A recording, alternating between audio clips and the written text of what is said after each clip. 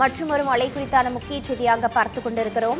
கொடைக்கானலில் நேற்று இரவு முதல் கனமழை பெய்து வருவதால் மலை கிராமங்களில் காட்டாற்று வெள்ளமானது ஏற்பட்டிருக்கிறது.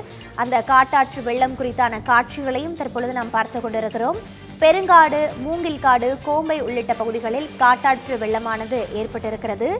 மேலும் செம்மரன் குளம் பகுதியில் சாலையை கடக்க முடியாத அளவிற்கு காட்டாற்று வெள்ளமானது பெருக்கெடுத்து ஓடிக்கொண்டிருக்கின்றது. இந்த நிலையில் அத்தியாவசிய தேவைகளுக்கு கூட வெளியே வர முடியாமல் பொதுமக்கள் தவித்து வரக்கூடிய சூழலும் அங்கு உருவாகி இருக்கிறது. முக்கிய செய்தியாக பார்த்துக் கொண்டிருக்கிறோம். கொடைக்கானலில் நேற்று இரவு முதல் கனமழையானது பெய்து வருவதால் மலை கிராமங்களில் காட்டாற்று வெள்ளமானது ஏற்பட்டிருக்கிறது. கூடுதல் விவரங்களோடு இணைப்பில் இருக்கிறார் செய்தியாளர் மணி நேதாஜி. மணி, தற்பொழுது கொடைக்கானலில் காட்டாற்று வெள்ளம் ஏற்பட்டிருப்பதை நம்மால் காட்சிகள் வாயிலாக காண முடிகின்றது. அங்க இருக்கக்கூடிய சூழல் எவ்வாறாக இருக்கிறது? மேலும் அங்க இருக்கக்கூடிய பொதுமக்கள் பாதுகாப்பாக இருக்கிறார்களா? அதிகாரிகள் தரப்பில் என்னென்ன மாதிரியான எச்சரிக்கைகள் விடுக்கப்பட்டிருக்கிறது? வணக்கம் பிரீதா. திண்டுக்கல் மாவட்டம் கொடைக்கானல் வில்பட்டி ஊராட்சிக்கு உட்பட்ட கோம்பை, மூங்கில்காடு உள்ளிட்ட பகுதிகளுக்கு அட்டுவம்பட்டி, பல்லங்கி வழியாக செல்ல வேண்டும். இப்பகுதிக்கு செல்லும் பாதையில் ஆறு செல்கிறது. மழை பெய்தாலே இந்த ஆற்றில் அதிக அளவு தண்ணீர் வரும். பெருமழை ஏற்படுவதால் வெள்ளப்பெருக்கு ஏற்படும்.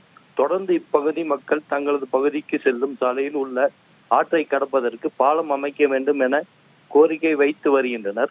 தற்போது வரை பாலம் அமைக்காமல்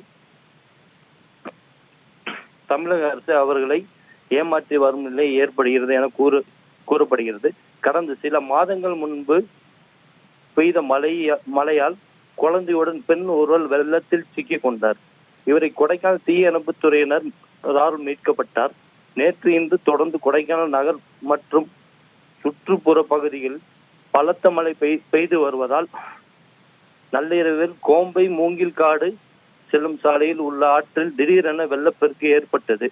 இந்த வெள்ளப்பெருக்கின் காரணத்தால் ஆற்று கரையோரத்தில் உள்ள விவசாய நிலங்களில் தண்ணீர் புகுந்ததால் விவசாயம் செய்யப்பட்ட பயிர்கள் முற்றிலும் பாதிக்கப்பட்டது.